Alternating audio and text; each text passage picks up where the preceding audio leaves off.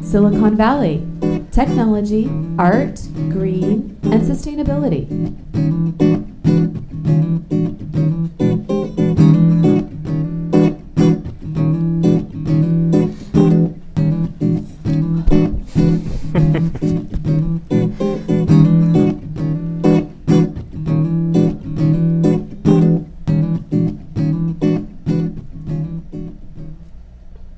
Welcome to another episode of Silicon Valley Tech, Art, Green, and Sustainability, SVTAGS. I'm very honored today to have two gentlemen with me that just won a great award. Actually, your whole company did.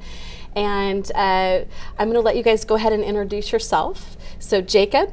Yes. And then your last name again? Pemberton. Pemberton. And I love that last name. It sounds like you should be an author or something, right? Do people say that a lot? Yeah. It's a country club name. It is a country club. The full one as well. Okay, I didn't think about that. Yep. Golfing at Stanford Country Club. Yep. Yeah.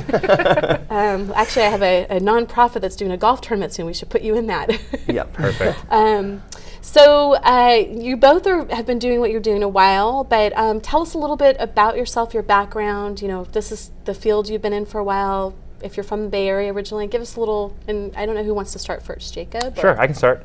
So I'm originally from just outside of Albany, New York, East Coast kid. And I was a physics and astronomy major in college, kind of random. But I always kind of wanted to get into the architecture field. Originally I wanted to do structural engineering. Thank God I did not jump into that. Sorry for the structural engineers listening. And I didn't have a whole lot of leads coming out of college, but I did have this one great connection through my brother with Matt and Ryan, the two founders of this company. And they just started what was then Environmental Building Strategies, or EBS. And actually, I remember the first interview. I think I was in my pajamas in my dorm room, senior year. It was a phone interview. It lasted about 3 minutes. I think they asked like 6 questions, and then they're like, "Great, you're hired. We're not going to pay you. Move out to San Francisco. Wait, they're not going to pay you? So I didn't get paid for the first 6 months. Internship. Unpaid internship. Okay. We pay our interns Jake now. was employee number one. I was I employee think you number have one. to in California now. Yeah. Yeah. No, this is the right thing to do. I've always paid my interns, you know, but now it's actually the law. Yeah. Yeah, I don't think anyone was getting paid at that point. It was just in the beginning. We were a startup, bootstrapping it too, so didn't have any funding. So it was like 2009? 2009. I think we incorporated in 2008, Okay. but this is middle 2009. Okay. Just getting started. And from New York originally? From New York originally, yeah. I Born and have raised. no like New York accent that I would expect. You know, When you upstate. go home, does it come back a little bit? No, upstate doesn't really have an accent. Okay. They sound like Dan Rather up there, you know. Which is great. Yeah. It's not the Queens, Brooklyn thing. That's true. And then Burke, where were you from originally? So I grew up in Colorado. Okay. I moved out to the Bay Area after college at the University of Colorado in 1999, and been here ever since. But my path to this career at Stoke wasn't a very direct one. I thought I was going to be an accountant, and then I decided I wanted to produce electronic music and got into audio engineering. And did that for a while, and then I worked in the restaurant business, opening and operating restaurants. In and San Francisco? Yeah, all over San Francisco. I worked at some famous restaurants, Chez Panisse, the Plant Cafe Organic, Butterfly. Some of you might know some of these places. I still have not gone to Chez Panisse. Isn't that terrible? Either have I. You haven't? Yeah. And I've grown up from the Bay Area originally, but that's on my bucket list to get up there, lunch or dinner or whatever. But yeah, so you have to do it. If you live in the Bay Area, you have have to a go very there. diverse. So how did that lead into Stoke, which is the company you both work with? Sure. And tell us about how that led into that, and then we can start talking about the company. Sure, yeah. Well, after all that, I decided I wanted to be an accountant again.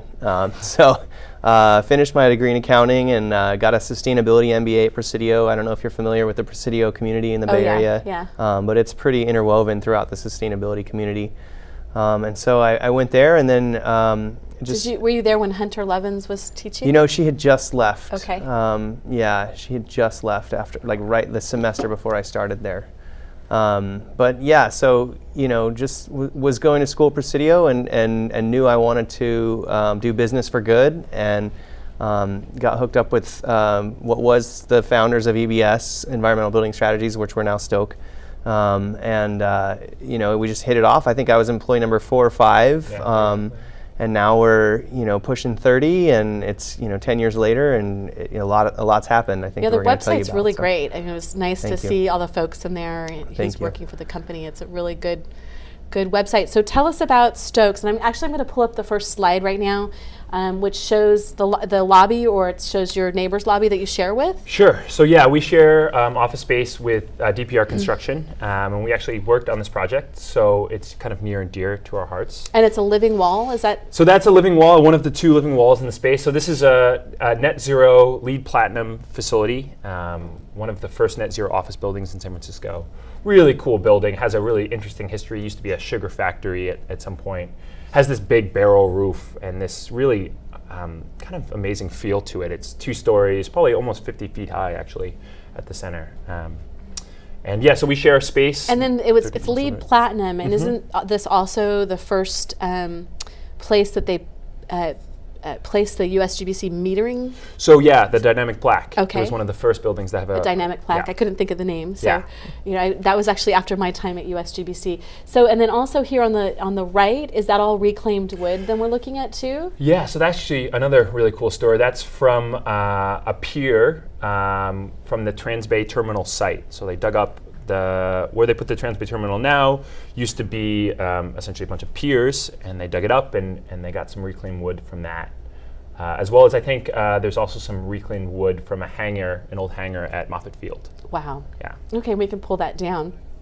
So the company's been around then for quite a while, and it's 9 years. morphed from its original company.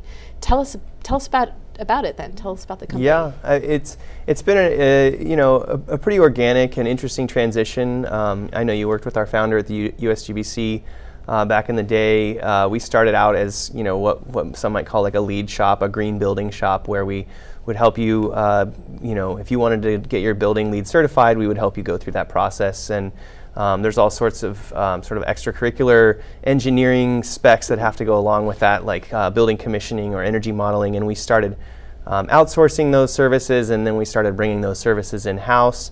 And over time, what we've really done is realize that we can have a lot more social and environmental impact and bring a lot more value to our clients by creating a more vertically integrated suite of services. And so we offer everything from project management, to where we can help you, you know, manage and build out your project, your building project, or we also offer strategic sustainability services for some of our corporate occupier clients or master planning clients, where you know, we're not just looking at a building, but we're looking at a whole sustainability plan and how it incorporates into your CSR plan as an organization. And so over the years, we've really added up, you know, we have MBAs, architects, general contractors, finance people. It's a full services consulting firm now. So going back to the culture of the company, I'm going to pull up the next slide. You talked about culture a lot, or the website talks about it. Sure. So I'm going to pull up the next slide, and this is an Earth Day event that you guys did. Tell me about this.